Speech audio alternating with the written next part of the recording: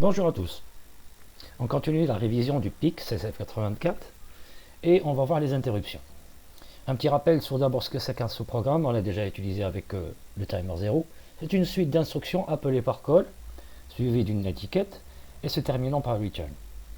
Donc quand on a des instructions qui se répètent, 3 ou 4 ou plusieurs fois, on les met sous forme d'un sous-programme pour éviter d'encombrer la mémoire du programme pour eux. Mais puisque c'est le programme lui-même qui donne l'ordre d'exécuter le sous-programme, on sait à quel moment exactement est-ce qu'il va intervenir. Ce qui n'est pas le cas pour l'interruption. Une interruption est un événement inattendu. Alors, qu'est-ce qui peut le provoquer? Dans le PIC, on a 4 possibilités. 2 possibilités physiques à l'extérieur et 2 possibilités logicielles à l'intérieur. Alors, de l'extérieur, on a INT, l'entrée INT, qu'on peut voir ici. Je vais mettre un arrêt pour voir la broche. Là voilà, RB0, elle s'appelle aussi INT. D'accord? La voici. Et ou bien par... alors là, sur INT, on peut régler le front, hein, soit un front montant si int edge égale à 1. Int edge, il est dans quel registre? On va aller vérifier. Int edge, il est dans option règle. Voilà. Donc c'est lui qui permet de déterminer le front de l'interruption. Sur INT seulement. INT edge. Voilà, ou bien RB4 jusqu'à RB7. Il y a 5 entrées, toujours sur le port B. On peut les voir là. RB7, RB6, RB5, on pointe ici, vous voyez, RB7, RB6, RB5 et RB4. Ces 4-là peuvent aussi provoquer une interruption. Ça, ce sont les 2 possibilités logicielles pour la possibilité matérielle, pardon. Mais du point de vue interne, nous avons déjà vu que le timer pouvait provoquer une interruption grâce à T0IF quand il finit de compter. Et on vient de juste voir là, à la vidéo d'avant, que les proms aussi pouvaient provoquer une interruption. La configuration, elle est comme ça, on peut le voir sous forme de ce schéma-là, ce diagramme logique. Chaque interruption peut être tenue en compte, mais il ne suffit pas qu'elle arrive. Hein. C'est-à-dire, ce n'est pas parce que le timer est arrivé à la fin de comptage est arrivé que T0IF égale à 1 que ça va provoquer une interruption. Il y a d'autres conditions. Parce que là, vous avez un et logique. Pour qu'il y ait un 1 à la sortie de cette première porte, il faut que aussi T0IE soit égal à 1. Et c'est quoi T0IE? C'est la validation de l'interruption. Donc là, il faut valider, il faut autoriser l'interruption. Et quand le timer va finir de compter, les deux vont provoquer un 1 logique ici. Mais ça non plus n'est pas suffisant pour provoquer l'interruption. Parce que l'interruption, elle doit arriver jusqu'ici. Et là aussi, on a un et logique. Avec quoi? Un et logique avec le GIE. GIE, General Interrupt Enable, ça veut dire validation générale des interruptions. Si je mets celui-là égal à 0, aucune interruption ne peut arriver. Mais par contre, les interruptions qui sont autorisées peuvent provoquer le réveil du pic après un mode veille. On verra le mode veille donc à la fin du chapitre. Donc pour autoriser une interruption, pour qu'une interruption arrive, il faut par exemple que le timer ait fini de compter, donc T0 devait égal à 1. Il faut l'avoir autorisé en mettant T0 égal à 1 et il faut aussi autoriser l'interruption générale GIE. Donc 3 variables doivent être égales à 1. Même chose pour l'entrée INT, il faut que qu'il y ait un franc sur INT, que l'on ait autorisé avec INTE, et que GIE soit égal à 1. Même chose pour le port B, BIF avec RBIE, et pour les proms, EEIF avec EEIE. EEIF, il n'est pas dans intcon, parce que là, il n'y a pas de numéro de bit. En tout, il y a seulement 8 bits. Et on a vu tout avec dans la vidéo de démonstration de l'EPROM que EEIF était dans IICON 1. Voilà donc pour configurer l'interruption. Qu'est-ce qui se passe maintenant une fois que l'interruption est arrivée? Il y a une partie qui est automatique, qui se fait sans intervention, on ne peut pas le programmer. Donc on termine, le PIC termine l'instruction en cours. Il sauvegarde PC plus 1, c'est-à-dire il doit se souvenir où est-ce qu'il était, où est-ce qu'il doit continuer le programme après l'interruption, le programme principal. Automatiquement GIE est mis à 0. C'est pourquoi?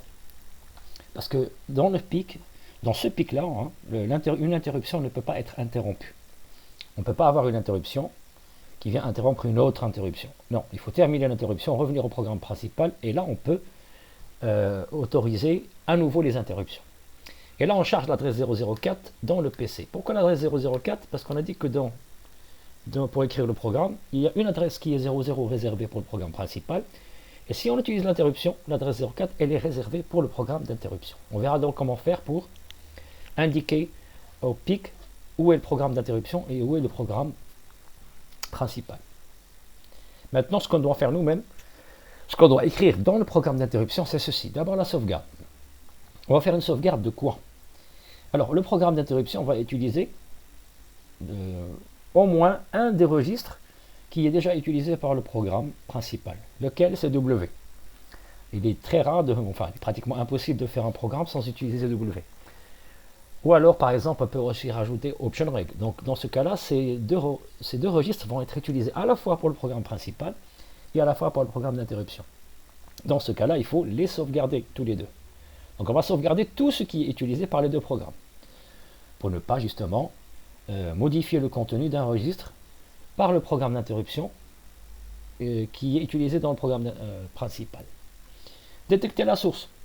On vient de voir qu'on a 4 possibilités d'interruption, 2 externes et 2 internes. Puisqu'il s'agit d'une seule interruption, si j'ai autorisé plusieurs interruptions, il faut que j'aille savoir laquelle des interruptions est arrivée. Je fais les instructions du programme d'interruption. Ce que je vais sauvegarder, je vais le restaurer, c'est-à-dire je récupère ce qui a été sauvegardé. Au fait, c'est comme quand on utilise, par exemple, supposez que votre camarade est en train de faire des calculs avec une calculatrice, mais qu'il n'a pas fini. Vous lui dites vite, vite, j'ai besoin de faire une opération rapidement. Lui, il prend sa calculatrice, il va pointer avec le stylo où est-ce qu'il est arrivé dans les calculs, il va pointer le résultat qui était affiché dans la calculatrice, il efface tout et il vous donne la calculatrice. Vous allez l'utiliser et vous lui redonnez. Lui, il se rappelle des résultats qu'il y avait, il va les remettre pour continuer, pour terminer les calculs. Bon, et à la fin du programme d'interruption se termine toujours par RET-FIE, Return from Interrupt Evenement, qui est l'équivalent du return pour le sous-programme. Maintenant, on va donner comment sauvegarder d'abord les registres. Je réserve 2 cases mémoire ici, donc j'ai donné l'exemple où on doit sauvegarder W et status. Donc W pour le sauvegarder, c'est pas compliqué, je fais juste une copie de W vers une case mémoire que j'ai appelée sauveW. Ça doit être une case mémoire vide, bien sûr. Le nom que je lui ai donné, sauveW, c'est pas automatiquement. Vous pouvez changer de nom quand vous voulez. Si je veux faire la même chose sur status, je ne peux pas utiliser MoveF. Parce qu'il faut copier status dans W avant de le copier dans la case mémoire sauve status. Comme ici, move WF sauve status. Alors le MoveF, pourquoi je ne peux pas l'utiliser? Parce que MoveF, il change la valeur de Z. Et Z, il se trouve où? Il se trouve justement dans status. Je ne peux pas faire une sauvegarde en modifiant ce que je veux sauvegarder. La sauvegarde doit laisser la valeur telle qu'elle était. On va utiliser le swap. Je vous rappelle que le swap, c'est une copie, mais en intervertissant les 2 quartets. Une case mémoire se fait de 8 bits, et de B0 jusqu'à B7. B0 à B3 sont à droite, et B0 et le reste, B4 à B7 sont à gauche. Mais là, après le swap, voilà ce qui se passe. B0 à B3 devient à gauche, et B4 à B7 devient à droite. Mais là, l'avantage, c'est qu'on ne change pas Z. Z reste le même. Si Z reste le même, il suffit juste de se rappeler qu'on a fait une sauvegarde à l'envers. Comme ça, quand on va restaurer status, il faut le restaurer aussi à l'envers. Il faut le swapper une deuxième fois pour qu'il se retrouve à l'envers, à l'endroit. Voilà donc pour ce qui est de la sauvegarde. Comment détecter la source d'interruption? Il faut faire des tests. On va tester dans intcon, est-ce que c'est RBIF qui est égal à 1 ou bien est-ce que c'est INTF qui est égal à 1? Et dans ce cas-là, sinon on saute. Si oui, on appelle un programme, un sous-programme qui est dans le programme d'interruption. Celui-là, je l'ai appelé un int PB, port B. Celui-ci, je l'ai appelé int RB0. Alors, au pire des cas, je vais utiliser en tout, puisque j'ai 4 possibilités, je vais utiliser 4 tests si j'utilise les 4 interruptions en même temps. Une fois que j'ai trouvé, donc, je exécute mon programme, ça va dépendre de l'application, comment est-ce qu'elle fonctionne. Puis avant de revenir au programme principal, je vais restaurer les registres que j'ai sauvegardés. Je vous rappelle qu'on avait sauvegardé status, dans sauve status, mais swappé. Donc je vais faire un autre swap dans W, puis je le copie, je le remets à sa place dans status. Je ne peux pas faire un move F aussi pour sauve W parce qu'on a vu que ça modifiait Z. Donc là, je vais faire 2 swaps successifs. La première fois dans la case sauve W elle-même, et la deuxième fois vers W, là j'ai restauré W et status. Je termine par retFIE, mais avant cela, il faut pas oublier d'effacer les drapeaux d'interruption.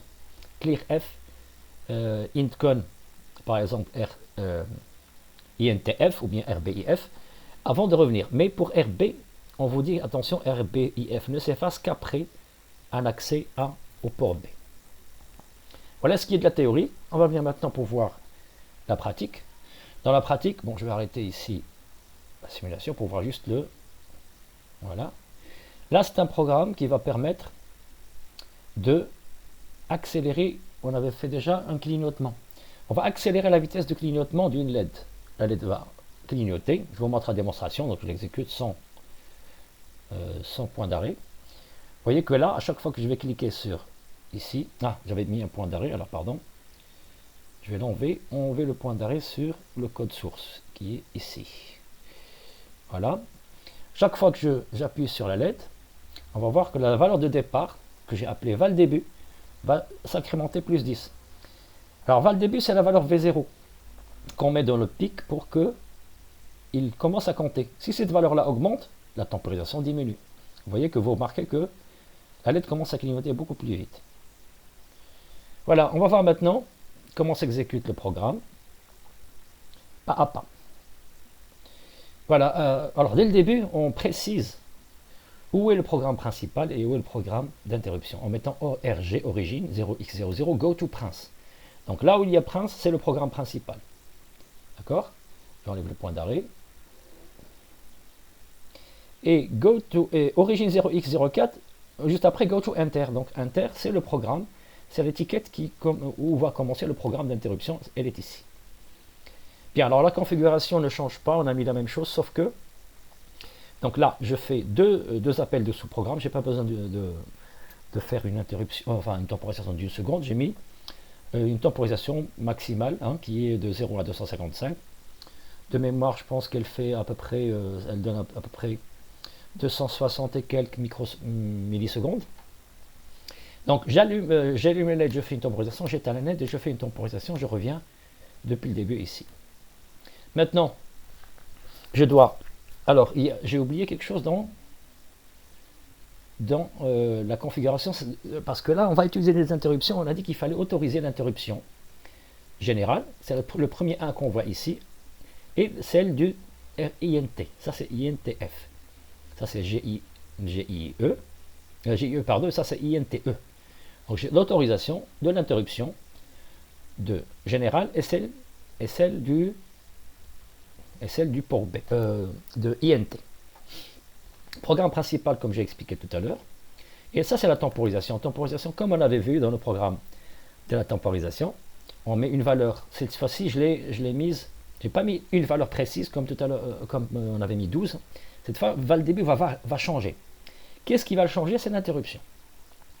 Donc, au départ, val début était égal à 0. Alors, j'ai réservé une case mémoire ici que j'ai appelée val début à la case mémoire 0x, à l'adresse 0x0c, et j'ai aussi réservé une autre case à l'adresse 0x0d pour sauvegarder W, parce qu'il est utilisé par les deux programmes, interruption et principale.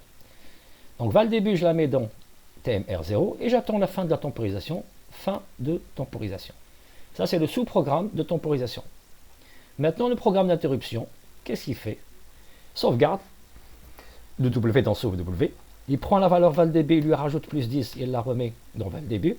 Restauration avec les deux swaps ici. On efface le drapeau et on revient au programme principal. Donc je ne vais pas vous montrer le fonctionnement du programme principal, je vais m'intéresser seulement au programme d'interruption. Alors le programme d'interruption, on a dit, quand il y a une interruption, il va venir ici. On va vérifier. Je lance le programme normalement et puis je fais une interruption. La voici. Je vais vous afficher aussi le code, enfin les registres du pic pour voir le W, et aussi la fenêtre Watch Window dans laquelle j'ai mis le timer 0. On va voir intcon et puis on va voir aussi sauf W et val début. Voilà, donc on a dit il y a une interruption sur le port B, RBIF est égal à 1. Pourquoi? Parce que si je regarde ici, je vois que toutes les entrées RB4, RB5, RB6 et RB7 sont à 1. Mais ils n'ont pas provoqué d'interruption parce que RBIE est égal à 0. Voilà, donc il ne peut pas y avoir d'interruption. Par contre là, INTF, il y a une interruption, et INTE est égal à 1. Maintenant, dès que je vais exécuter le programme, comme ça, je m'arrête ici. Vous voyez, INTF est égal à 1. INTE est égal à 1. GIE, automatiquement, il est revenu à 0. Parce que là maintenant, on est à l'intérieur de l'interruption. Et cette interruption-là ne peut pas être interrompue. Dès que j'exécute pas à pas, GoToInter, il va aller exécuter le programme d'interruption. Donc je vous montre maintenant, sauf W, elle contient la valeur 10.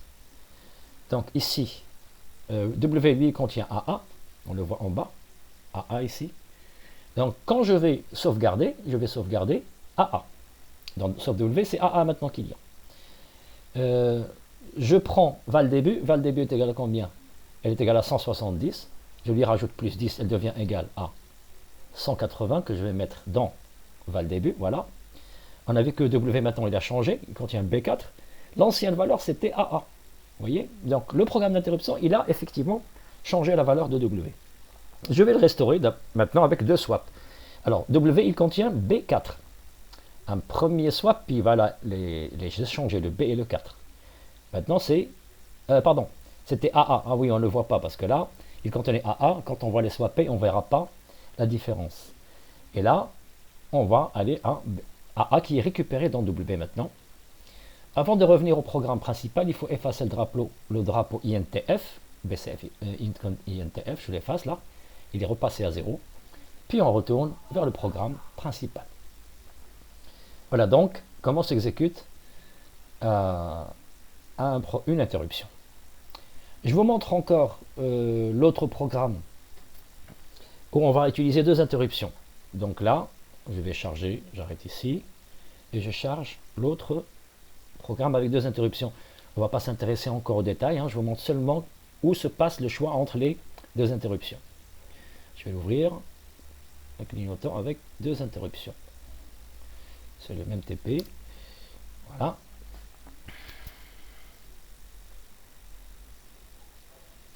Alors là, il faut deux entrées qui provoquent l'interruption. Une, je l'ai mise sur INT comme tout à l'heure, et celle-là, je l'ai mise sur RB4. J'utilise ici un interrupteur et non pas un bouton poussoir parce que sur le port B, les deux fronts sont pris en compte. Alors que sur INT, c'est soit le front descendant, soit le front montant. Ici, quand je vais ouvrir, il y aura une interruption. Quand je vais fermer, il y aura aussi une interruption. Donc, je vais vous montrer comment se passe l'interruption lorsque je lance le programme. On va voir le code source. Donc, on ne s'intéresse plus à val début, etc. Donc, on sait très bien. Bon, on peut les laisser pour voir. Voilà, pour voir surtout INTF et RBIF quand ils vont devenir égal à 1. Je lance aussi, alors je mets en pause, comme ça on peut voir le code source. Donc quand il y a une interruption, on va venir directement au programme d'interruption ici. Je lance donc normalement, et puis je clique sur INT. Donc la sauvegarde se passe comme d'habitude. Ici il va finir le test. Il regarde INTF. Est-ce que INTF est égal à 1? Oui, donc il ne va pas sauter. Il va additionner 10 à val début. Et il saute cette fois-ci, la deuxième fois, il va sauter le BTF SE con RBIF parce que RBIF égale à 0. On peut le voir à gauche, juste en dessous, là, RBIF égale à 0. J'exécute, il y a un saut, et là on efface, on lit le port B, on l'avait dit, parce que sinon on ne peut pas effacer RBIF, et on continue le programme normalement. Cette fois-ci, je vais appuyer sur RB4. Je fais, voilà, cette fois-ci, sauvegarde toujours. Là, il ne va pas sauter. INTF égale à 0. Donc il va sauter l'instruction additionnée. Et au lieu d'additionner, il va faire une soustraction. Là, il n'y aura pas de saut. Soustraction de val début pour diminuer la valeur de val début et pour augmenter donc la temporisation. Voilà, lecture de port B, effacer RBIF et on continue le programme normalement. Donc là, on peut, chaque fois que je clique, il y a une interruption. En ouvrant et en fermant, c'est très important. Là, on ralentit le clignotement, contrairement à tout à l'heure avec le bouton pousseur qui accélère. Bon, bien sûr, il y a une valeur minimale, hein. Val début, il ne peut pas être égal à... Là, on est en train de la diminuer, je pense, oui. Voilà, on est en train de la diminuer. Et ainsi de suite, voilà. On le voit sur val début. Voilà en ce qui concerne les interruptions. Je vous remercie. Et puis, on va... Alors, oui, bon, c'est pas la peine de faire toute une vidéo pour justement le chien de garde et le mot de veille. Je vais les laisser ici aussi, avec les interruptions. Le chien de garde, on a dit, c'est un compteur qui va compter, comme le timer 0. Il va compter quand il arrive au maximum et revient à 0, le pic redémarre. On l'active en mettant config watchdog on. Config watchdog timer on. WT on. Alors, dans ce cas-là, s'il y a un blocage, le programme, s'il ne répond pas le programme, ou bien si on n'exécute pas clear watchdog pendant 256 fois 18 millisecondes fois le prédiviseur le même qu'on a vu avec le T0IF, mais là, la période du watchdog ne dépend pas de celle du pic, elle est indépendante, égale à 18 millisecondes. Si donc il y a un blocage, le pic va redémarrer en mettant la variable TO, timeout, bar, égale à 0. On va voir que le démarrage peut se faire de plusieurs façons du pic. Donc là, une de ces façons-là, c'est justement le watchdog.